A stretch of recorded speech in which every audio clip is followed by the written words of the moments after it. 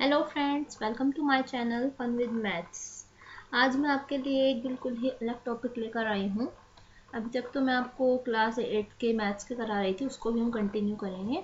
But अभी आपने देखा होगा ये DFCCIL की वैकेंसीज निकली हुई हैं, जिसमें बहुत सी पोस्ट हैं आप सभी के लिए। एक इसमें पेपर होता है आपका इलेक्ट्रिकल लाइन में, एग्जीक्यूटिव इलेक्ट्रिकल के नाम से सब्जेक्ट है आपका।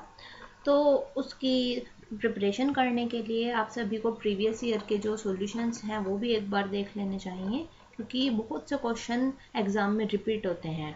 और जब आपको प्रीवियस पेपर आप कर लेंगे तो आपको एक आइडिया भी मिल जाता है कि पेपर में किस तरह के क्वेश्चन हमें प्रिपेयर करने चाहिए। तो आज मैं आपके लिए लेकर आई हूँ 2018 का जो एग्ज़ाम पेपर आया था उसका नॉन टेक्निकल पार्ट हम यहाँ पर सॉल्व करेंगे।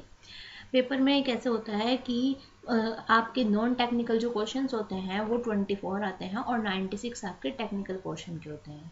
नॉन टेक्निकल में आपके 12 क्वेश्चन जनरल अवेयरनेस के होते हैं और 12 क्वेश्चन आपके रीजनिंग के होते हैं।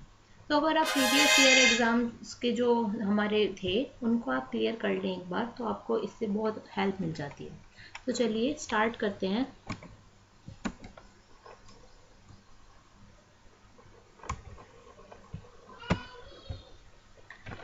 First question is, in which state does the greatest number of uranium mines exist as of September 2018?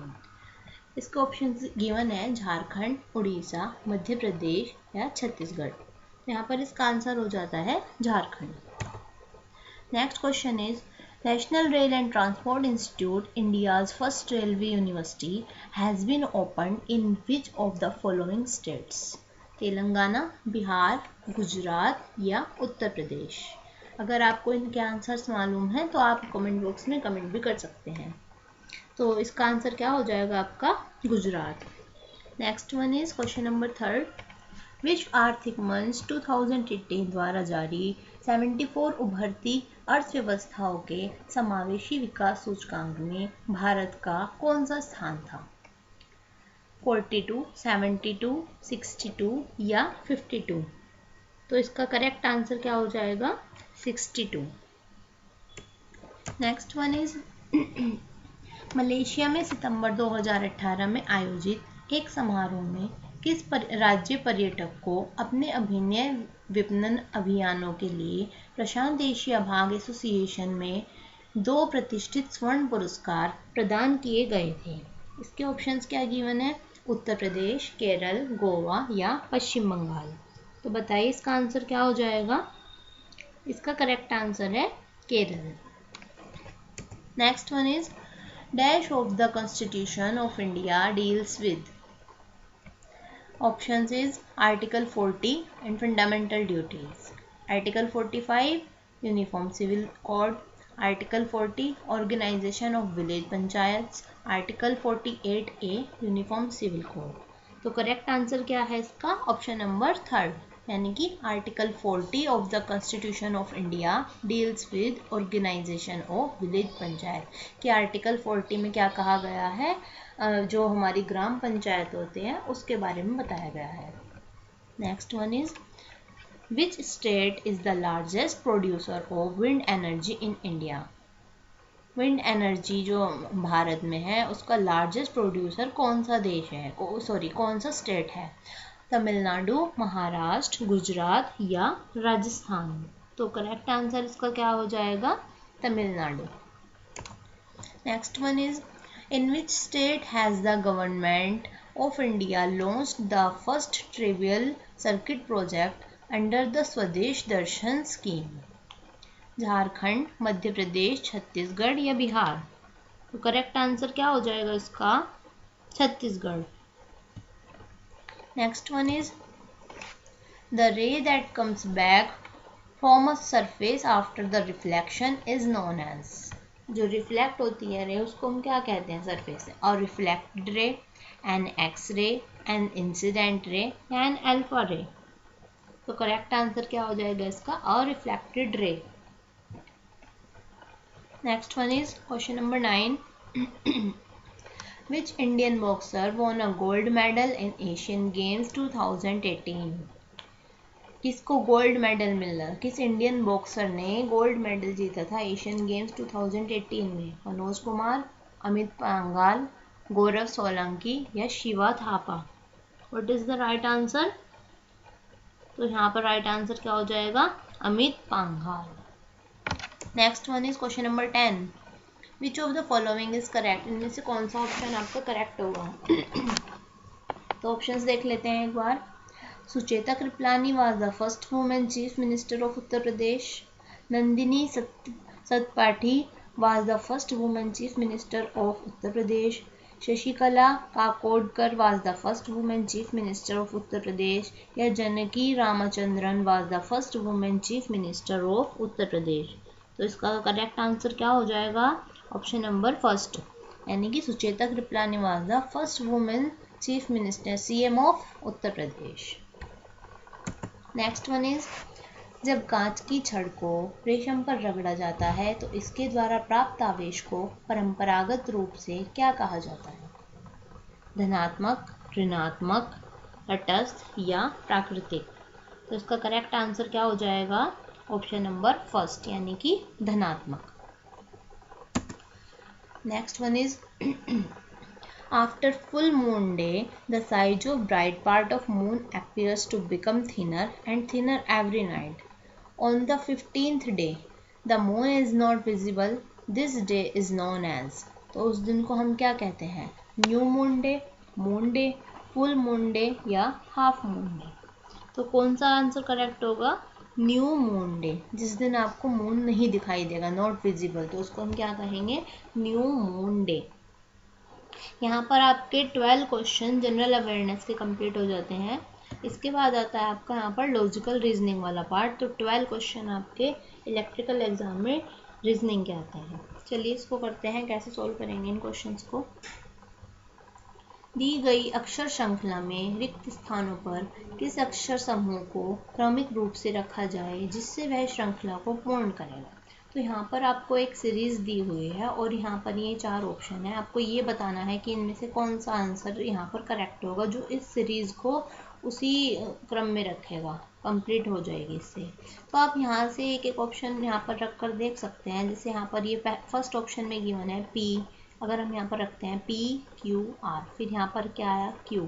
Q R P, फिर नेक्स्ट क्यू है तो Q P Q, R R, फिर आर आ गया आर। तो ये करेक्ट नहीं लग रहा है, क्योंकि एक जो सीरीज़ है वो एक क्रम में ही बिल्कुल बननी चाहिए कि उसमें कोई हमें पर्टिकुलर वो तो मिलेगा सीक्वेंस जिसमें हम कह सकते हैं कि हाँ ये सही होगा। सेकंड वाला चेक करेंगे, ऐसे पी क्यू आर, फिर है यहाँ पर क्यू सेकंड, तो क्यू आर पी, फिर है आर पी क्यू, और ये क्यू आर, और ये क्यू आर पी। चलिए हम इसको एक बार रखकर देख लेते हैं कि क्या ये इसका सही बन रहा है। तो जब आप यहाँ पर एक सीक्वेंस बनाते हैं तो आपको यहाँ पर मिलेगा ये सेकंड वाला ऑप्शन। आप जब चेक करेंगे तो ये बन जाएगा आपका पी क्यू आर, फिर सेकंड यहाँ पर क्या है? क्यू दिया हुआ है तो यहाँ आ जाएगा आपका क्यू आर पी। नेक्स्ट यहाँ पर आर है तो ये बन गया आपका यहाँ पर आर पी क्यू। तीन आपके देख सकते हैं, पी क्यू आर, फिर क्यू आर पी, फिर आर पी क्यू। एक सीक्वेंस में चलता चला जा रहा है। यहाँ तक हो गया आपका। आप 3 के यहाँ पर एक वो बना लेंगे, जैसे यहाँ पर बना लिया हमने पी क्यू आर, फिर 3 का बन गया क्यू आर पी, फिर 3 का बन गया आर पी क्यू। नेक्स्ट है यहाँ पर पी, फिर यहाँ आ जाएगा पी क्यू आर, और पी क्यू आर के बाद फिर कहाँ से स्टार्ट होगा? क्यू से, तो क्यू आर पी। तो आप देख सकते हैं 3 लेटर्स के हमने अगर बना लिए पेयर्स तो हमारा ये वाला सीक्वेंस करेक्ट हो जाता है। चलिए नेक्स्ट क्वेश्चन की तरफ चलते हैं।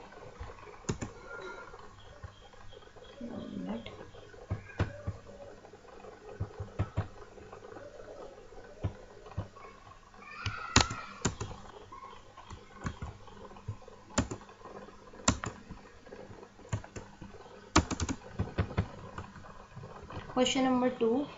एक प्रतिष्ठित बहुराष्ट्रीय कंपनी में एक निश्चित पद पर नियुक्ति के लिए निम्नलिखित योग्यताएं आवश्यक हैं। एक कंपनी में मतलब सिलेक्शन होना है, उसके लिए ये जो 4 पॉइंट्स दिए हुए हैं उस सिलेक्शन के लिए ये ज़रूरी है। तो क्या दी हुई हैं, इनको समझने का प्रयास करेंगे। अभ्यर्थी को 65% अंकों के साथ MBA अवश्य होना चाहिए, कि जिसकी नियुक्ति होनी है उसने MBA में कम से कम 65% जरूर उसको मार्क्स मिले हुए होने चाहिए। सेकेंड वन इज़ अभ्यर्थी ने न्यूनतम 50% अंकों के साथ चयन परीक्षा अवश्य उत्तीर्ण होनी चाहिए। मतलब जो सिलेक्शन एग्ज़ाम होता है उसमें उसके कम से कम 50% मार्क्स होने चाहिए। नेक्स्ट इज अभ्यर्थी ने साक्षात्कार में यानी कि इंटरव्यू में न्यूनतम 65% अंक अवश्य प्राप्त किए हुए हों। अभ्यर्थी की आयु 1 सितंबर 2018 को 23 वर्ष से कम और 30 वर्ष से अधिक नहीं होनी चाहिए, यानी कि 23 से 30 के बीच ही उसकी एज होनी चाहिए। ये तो है कि सिलेक्शन के लिए हमें क्या क्या चाहिए। फिर इसने एक चीज़ और दी हुई है, इस तरह के क्वेश्चंस इजी होते हैं, बस उनको आपको पढ़ना आना चाहिए कि हम उसको किस तरह से पढ़ रहे हैं। अगर पढ़कर आपने एक बार समझ लिया इस तरह के क्वेश्चंस को, तो आप उसको एक ही बारी में पढ़ के आंसर दे देंगे। तो ये भी हाफ क्वेश्चंस रीड किया है हमने। अब नीचे का देखते हैं। अभ्यर्थी के मामले में जो अन्य सभी मानदंडों को पूरा करता है, सिवाय कि जो इसमें दिया हुआ है जिसका सिलेक्शन होना है एक तरीके से, कि वो इन सबको तो पूरा करता है सिवाय इनके। यहाँ पर 2 पॉइंट और दिए हुए हैं, देखिए। एक मिनट,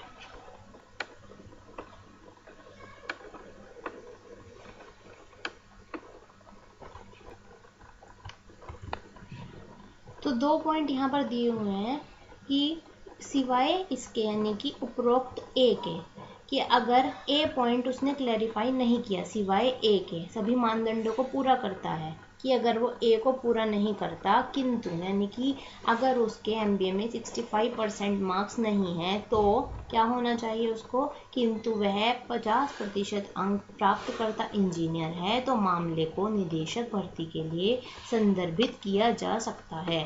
तो यानी कि अगर उसमें ये सिचुएशन गिवन है तो उसको क्या कहेंगे हम, निर्देशक भर्ती के लिए संदर्भित किया जा सकता है। और इसके जो एक और ऑप्शन दिया है, सिवाय से पढ़ेंगे, सिवाय उपरोक्त बी के, कि अगर उसका बी नहीं क्लियर है, यानी कि अगर अभ्यर्थी ने न्यूनतम 50% अंकों के साथ चयन परीक्षा उत्तीर्ण नहीं की है, चयन परीक्षा उत्तीर्ण की है, यानी सिवाय बोले ना कि अगर ये वाला पॉइंट उसने नहीं क्लियर किया है तो उसको क्या होना चाहिए, तो उसको किंतु उसे कार्यकारी अधिकारी के रूप में कार्य करने का न्यूनतम 2 वर्षों का अनुभव है, तो मामले को क्या करेंगे, तो मामले को सभापति भर्ती समिति को संदर्भित किया जा सकता है। तो आपको ये 2 पॉइंट यहाँ पर इस तरह से दिए हुए हैं। चलिए अब आगे चलते हैं क्वेश्चन में और क्या कह रहा है। नीचे एक अभ्यर्थी के संबंध में जानकारी दी गई है। अब यहाँ पर अभ्यर्थी के बारे में बताया गया है और उसकी सिचुएशन को पूछा गया है कि उसका सिलेक्शन होगा या नहीं होगा। उपरोक्त मानदंडों और शर्तों के संदर्भ में इसका विश्लेषण करें, जो हमने रीड कर ली है अच्छे से, और फिर उचित कार्रवाई करने के लिए आपको दी गई जानकारी के अतिरिक्त कुछ भी नहीं मानना है। इस क्वेश्चन में क्लियर कह दिया है कि जो जो दिया गया है बस वही कंडीशन है, उनके अलावा कुछ नहीं करना है। तो अब देखिए क्या कहता है ये। श्वेता शर्मा ने यांत्रिकी अभियांत्रिकी मैकेनिकल इंजीनियरिंग पूर्ण करने के बाद मुक्त विद्यालय यानी कि ओपन स्कूल के माध्यम से MBA किया। देखिए फर्स्ट पॉइंट में MBA वाली बात की हुई थी, तो उसने MBA किया। उसने MBA में 55% अंक और इंजीनियरिंग पाठ्यक्रम में 75% अंक प्राप्त किए। उसने चयन परीक्षा में 65% अंक और साक्षात्कार में 70% अंक प्राप्त किए। उसकी जन्म तिथि 25 दिसंबर 1992 दी गई है। तो यहाँ पर अभी हमने क्या पढ़ा था, MBA में कितने % मार्क्स होने चाहिए, MBA में यहाँ पर 65% मार्क्स होने चाहिए। और अगर MBA वाला पॉइंट यहाँ पर नहीं होता है, इसकी जगह क्या बोला उन्होंने कि अगर MBA नहीं है तो 50% मार्क्स अगर इंजीनियरिंग में है तो उसको हम क्या कहेंगे, निर्देशक भर्ती के लिए संदर्भित किया जा सकता है। तो यहाँ पर इसने क्या कहा है, MBA में उसके कितने हैं, 55% मार्क्स हैं, और जो इंजीनियरिंग पाठ्यक्रम उसने किया उसने 75%, यानी कि जो ए वाला पॉइंट है वो हो गया। ए वाले पॉइंट में क्या गिवन है कि यह मामला निर्देशक भर्ती को संदर्भित किया जाना है, तो इसका कौन सा पॉइंट है यहाँ पर आपका सही हो जाता है। चलिए नेक्स्ट क्वेश्चन की तरफ चलते हैं। In a code language work is written as XOSL and time is written as UINE, how will salary be written. कि अगर वर्क को इस तरह से लिखा जाता है, टाइम को इस तरह से लिखा जाता है, तो how will salary be written, तो सैलरी को हम किस तरह से लिखेंगे। तो आप यहाँ पर देख सकते हैं अगर हम इन दोनों का कॉम्बिनेशन बनाएं तो W का, एक मिनट, तो W आपका किससे रिलेट हो जाता है, W यहाँ पर X से रिलेट कर दीजिए, और ये O की जगह यहाँ पर ये सेकंड वाला सेकंड से, फिर ये R किससे रिलेट हो जाएगा आपका थर्ड यानी कि S से, और ये फोर्थ वाला फोर्थ वाले से। तो W के बाद आता है X, O as it is, R के बाद S और K के बाद L। आप देख सकते हैं जो फर्स्ट लेटर है उसमें क्या किया गया है, +1 किया गया है। उसके बाद O को एज इट इज़ लिखा गया है, यानी कि क्या किया गया है, +0। और थर्ड वाले में भी ऐसे ही किया गया है, थर्ड वाले में +1 और फोर्थ वाले में +1 किया गया है। इसी तरह से टाइम को उसने क्या लिखा, UI, यानी कि देखो फर्स्ट वाले को T के बाद क्या आ गया, U, I के बाद I यानी कि सेम है, 0 प्लस किया, फिर M के बाद N लिख दिया, और E के बाद यहाँ पर इन्होंने एज इट इज़ E ही लिखा हुआ है, बट दोनों रिलेशन सेम होंगे तभी तो हम उसको इसका वैल्यू निकाल पाएंगे कि इस वाले वर्ड की वैल्यू क्या होगी, यानी कि +1 +0। और फिर जो लास्ट के दो हैं अगर हम उसमें +1 करके चलें तो हम इसका जो मीनिंग है वो उसको हम लिख सकते हैं। तो इस पैटर्न के अकॉर्डिंग अगर हम इसको लिखें तो S के बाद आपका क्या आ जाएगा, S के बाद बनता है आपका T, सेकंड वाले में 0 प्लस यानी कि कुछ भी ऐड नहीं करना है, तो A को हम क्या लिखेंगे, A ही लिखेंगे। फिर L के बाद क्या आ जाता है आपका, L के बाद M,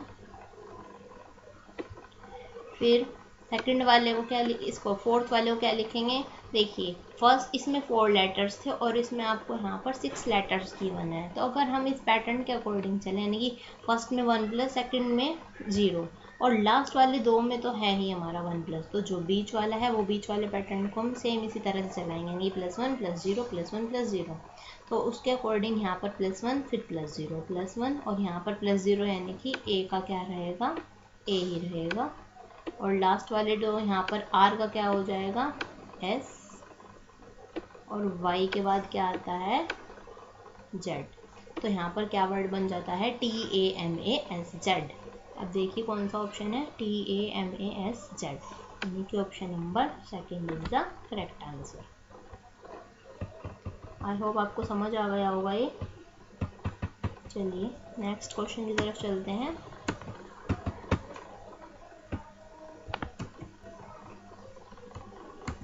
Question number 4.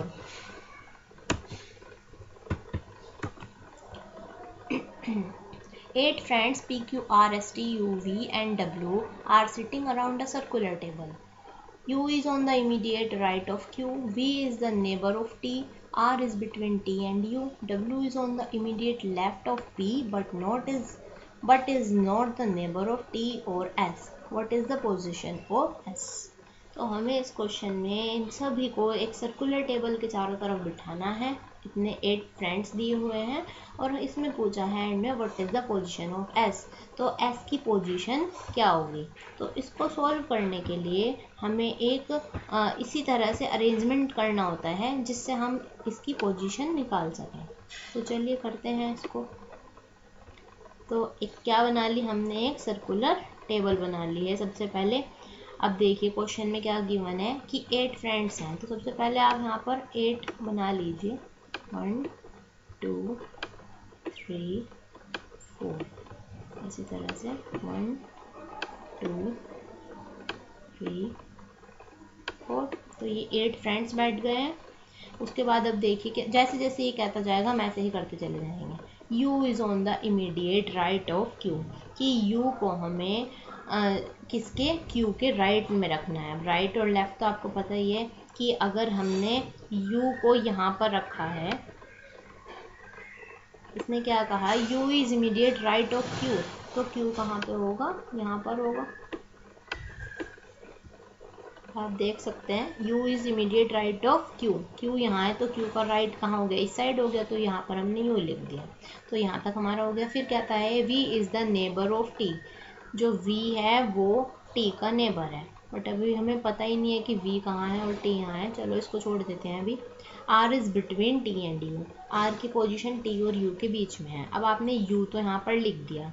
अब इस साइड यानी कि जब इसने कहा है कि आर बिटवीन है, आर बीच में आएगा टी और यू के, तो अगर ये u है, यहाँ हम t लिखेंगे तो यहाँ पर तो q आ गया बीच में, तो यानी कि r कहाँ आएगा, इस साइड आएगा। तो यहाँ पर क्या आ जाता है आपका r किस किस के बीच में है, r u एंड t के, तो यहाँ पर आ गया आपका t। नेक्स्ट क्या कह रहा है ये, अब देखिए यहाँ पर क्या कहा था, v is the neighbour of t, v क्या है, t का नेबर है। अब t यहाँ पर आ गया, अब इधर तो आ नहीं सकता v, तो यहाँ पर हमारा v आ जाता है। यहाँ तक हमारा कंप्लीट हो गया। Next, W is on the immediate left of P, W P के इमीडिएट लेफ्ट साइड है, but is not neighbour of T और S, बट ये T और S का नेबर नहीं है। अब T की तो बात ही ख़त्म हो गई, क्योंकि यहाँ T के नेबर में R और V आ गया। अब बचता है हमारा S। इसने कहा है कि W P के लेफ्ट में है बट S का नेबर नहीं है, तो आपको 3 लेटर यहाँ पर फिल करने हैं, W, S और P।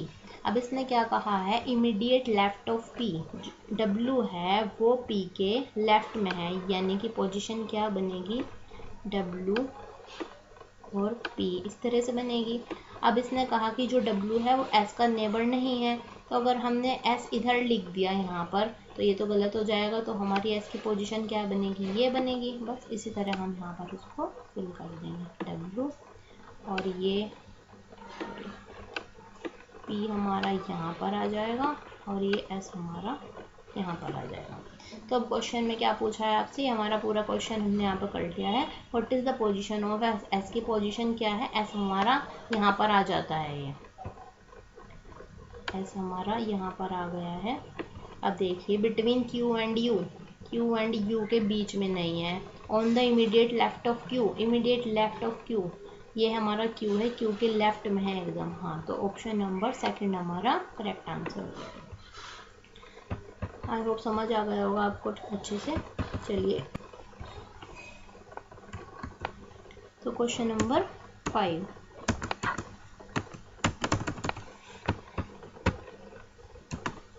दिए गए कथनों को सत्य माने, भले ही वे तथ्यात्मक रूप से अर्थहीन हों, और निर्णय लें कि कौन सा या कौन सी निष्कर्ष तर्कसंगत रूप से कथनों का अनुसरण करता या करते हैं। कि जो भी आपको क्वेश्चन में दिया गया है उनको सत्य माने, तथ्यात्मक रूप से अर्थहीन हो, मतलब चाहे उनकी कोई वैल्यू ना हो बट उनको सत्य मान कर चलें, और हमें बताना है कौन अपने जो निष्कर्ष है उनको तर्कसंगत रूप से अनुसरण करता है। तो इसमें कथन और निष्कर्ष दिए गए हैं, इनको बताना है कौन किससे रिलेट हो रहा है और कौन नहीं हो रहा है। तो कथन क्या दिया गया है यहाँ पर, सभी अधिकारी स्नातक हैं, सभी लिपिक स्नातक हैं। और निष्कर्ष में क्या है, कुछ स्नातक अधिकारी हैं, सभी स्नातक अधिकारी हैं। अब देखिए इसने क्या कहा है, सभी अधिकारी स्नातक हैं, यानी कि जितने भी अधिकारी बने हुए हैं वो सब स्नातक हैं, और जितने भी लिपिक हैं वो सभी स्नातक हैं। अब फर्स्ट देखिए क्या गिवन है, कुछ स्नातक अधिकारी हैं, कि जो कुछ स्नातक हैं वो अधिकारी हैं, कि स्नातक तो सभी हैं, आप देख सकते हैं, चाहे वो अधिकारी हो चाहे वो लिपिक हो, सभी स्नातक हैं। तो स्नातकों में से कुछ अधिकारी हैं और कुछ लिपिक हैं, तो फर्स्ट वाला पॉइंट तो आपका करेक्ट हो गया। फिर इसने कहा सभी स्नातक अधिकारी हैं। अब सभी स्नातक अधिकारी हैं ऐसा तो नहीं है, क्योंकि लिपिक भी हैं कुछ उसमें से, तो फर्स्ट पॉइंट आपका करेक्ट हो जाता है इसके अकॉर्डिंग। तो अब इसने क्या कहा है, केवल निष्कर्ष 1 अनुसरण करता है। ये निष्कर्ष 1 है, ये इस बात का क्या करता है, अनुसरण यानी कि फॉलो करता है। निष्कर्ष 1 एंड निष्कर्ष 2 दोनों ही अनुसरण करते हैं, ये गलत हो जाएगा। केवल निष्कर्ष सेकंड अनुसरण करता है, ये भी गलत है। न निष्कर्ष 1 और न ही सेकंड अनुसरण करता है, तो आपका आंसर कौन सा यहाँ पर ठीक हो जाता है, ये ऑप्शन नंबर फर्स्ट, निष्कर्ष 1 क्या करता है, फॉलो करता है। चलिए next question, the equal number of houses on both sides of street are numbered 1 2 3 4 up one side कि then back down the other side। इसने क्या कहा है, इक्वल नंबर्स डले हुए हैं हाउसेज पर एक स्ट्रीट में, बोथ साइड से। कैसे डले हुए हैं कि 1 2 3 4 ऐसे स्टार्ट हुए और ऐसे चलते चले जा रहे, और back down the other side, और दूसरी साइड फिर इसी तरह से बैक हो गए, मतलब दोनों साइड आपको 1 2 3 4 और उधर साइड से 1 2 3 4 इस तरह से नंबर लिखे हुए मिलेंगे। If house number 9 is opposite house number 24, इसने कहा है अगर हाउस नंबर जो 9 है वो अपोजिट नंबर है हाउस नंबर 24 का, then how many houses are there on the street, तो स्ट्रीट में कितने हाउसेज होंगे।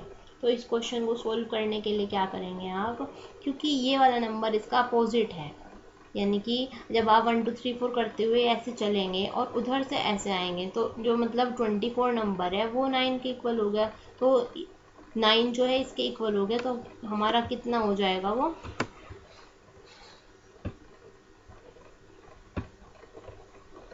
इसके लिए हम क्या करेंगे 24 प्लस 9, ये तो हमारे कितने हो गए, दोनों साइड से हमने प्लस कर लिए, कितने आ गए हमारे हाउसेज। बट जब हम दोनों साइड से काउंट करेंगे तो जो हमारा जो एक हाउस है वो डबल हमारा काउंट हो जाता है, तो उसके लिए हम क्या करेंगे, इसमें से एक हाउस को हम माइनस कर देंगे, तो क्या आ जाता है हमारा 32। तो इसका ऑप्शन नंबर सी आपका सही हो जाता है। क्वेश्चन नंबर 7, एक प्रतिष्ठित बहुराष्ट्रीय कंपनी में एक निश्चित पद पर नियुक्ति के लिए निम्नलिखित योग्यताएं आवश्यक है। ये सेम वही वाली योग्यताएं दी हुई हैं जो अभी हमने लास्ट क्वेश्चन में की थी, बस यहाँ पर जो दिया हुआ है अभ्यर्थी का वो चेंज है केस। चलिए देखते हैं क्या गिवन है यहाँ पर। सोहेल सिंह 76% अंकों के साथ MBA है। देखिए यहाँ पर MBA वाली कंडीशन बिल्कुल सही दी हुई है, उसमें 55% थी, तो हमें कितने चाहिए, 65% चाहिए थे कम से कम, तो इसकी 76 है, तो ऑप्शन ए तो क्लियर हो गया। वह दिसंबर 2016 से अपने चाचा की फर्म में एक कार्यकारी अधिकारी के रूप में कार्य कर रहा है, यानी कि उसको एक्सपीरियंस भी है। उसने चयन परीक्षा में 72% अंक साक्षात्कार में 70% अंक प्राप्त किए हैं। उसकी जन्म तिथि 14 अगस्त 1993 है, तो उसकी एज भी बिल्कुल ठीक है, जितनी हमें चाहिए, 30 से कम है, और कितने से ज़्यादा बोली थी क्वेश्चन में, 23 से ज़्यादा कही थी। और देखिए यहाँ पर हाँ सेकंड वाला इसने चयन परीक्षा में बोला है ना, तो यहाँ पर इसने कह देता है उसकी जगह एक्सपीरियंस होना चाहिए, तो इसने बोल दिया कि अपने चाचा की कंपनी में जॉब कर रहा है, और बाकी सब इन्फॉर्मेशन भी इसकी उन्हीं के अकॉर्डिंग, चयन परीक्षा में 72% और साक्षात्कार में 70% है, तो ऐसे अभ्यर्थी का क्या होगा, ऐसे अभ्यर्थी का चयन किया जाना है। Next question, in the class test of 45 students, one student is rank 25, what is the rank from the bottom, कि 45 स्टूडेंट्स की क्लास है, उसमें एक स्टूडेंट की रैंक 25 है, तो उसकी बॉटम से यानी कि नीचे से रैंक कितनी होगी। तो इस तरह के क्वेश्चंस को कैसे करते हैं हम, रैंक हमेशा हमें उल्टी साइड से गिवन होती है और ये नीचे से पूछ रहा है कि उसकी रैंक कितनी होगी, तो क्या करेंगे हम 45 माइनस 25 प्लस 1, तो क्या हो जाएगा 45 माइनस 25 यानी कि 20 प्लस 1, तो कितना आ गया आपका 21st रैंक उसकी हो जाएगी, यानी कि option number 1 is correct. Question की ओर चलते हैं।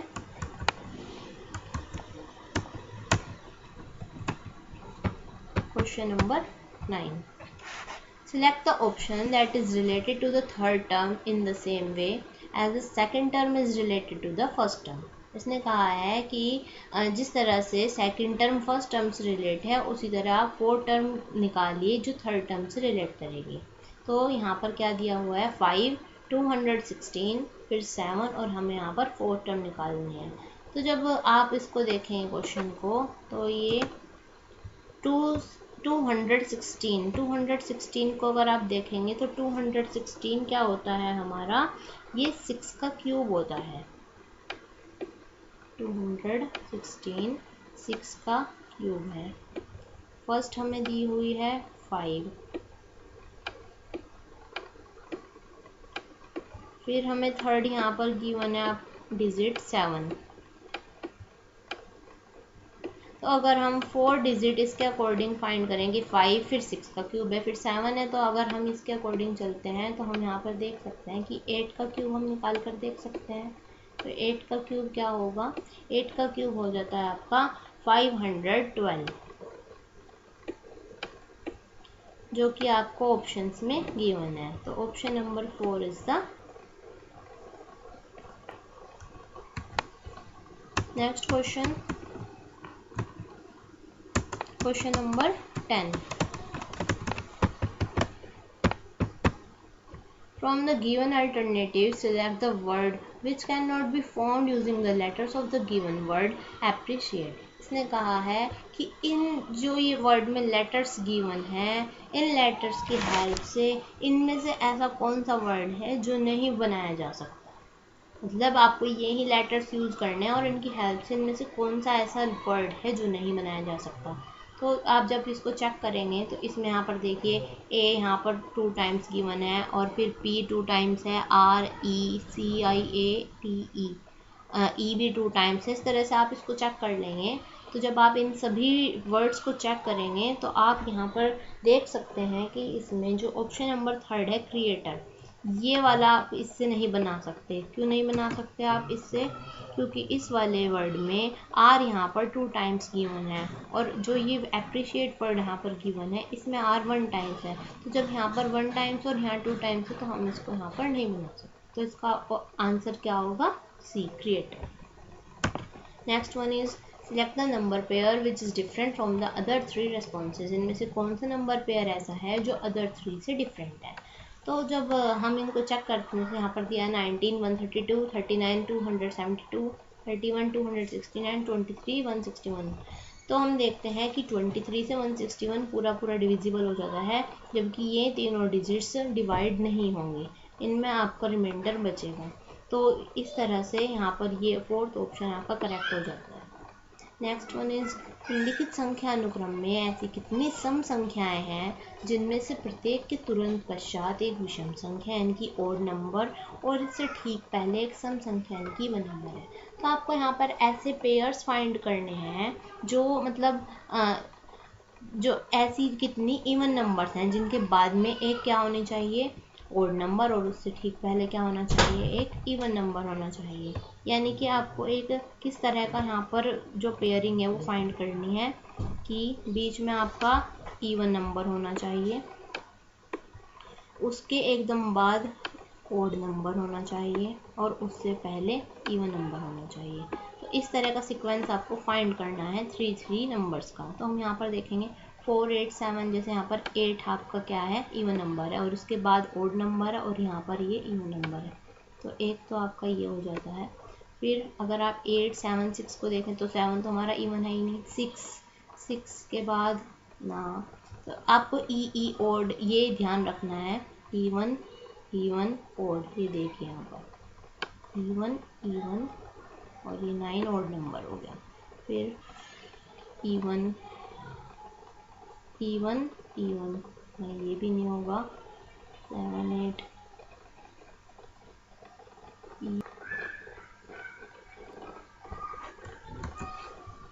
इसी तरह से हम फाइंड करेंगे। तो इसके बाद आ जाता है हमारा ये इवन ओड, एक हमारा ये हो गया 4 6 9 और फिर है हमारा ये 8 6 7। तो इस तरह से हमें यहाँ पर 4 पेयर्स मिल जाते हैं। तो इसका आंसर क्या हो जाता है आपका? Option number 4। नेक्स्ट क्वेश्चन की तरफ चलते हैं। तो कंप्लीट हो जाते हैं आपके यहाँ पर 12 क्वेश्चन रीजनिंग के। तो आपका नॉन टेक्निकल पार्ट जो इलेक्ट्रिकल पेपर का था ये आपका कंप्लीट हो जाता है। इसके बाद आपका यहाँ पर 2016 में जो एग्ज़ाम हुआ था, इसके बाद हम वो पेपर कंप्लीट करेंगे। अगर आपको ये वीडियो पसंद आई हो तो प्लीज़ वीडियो को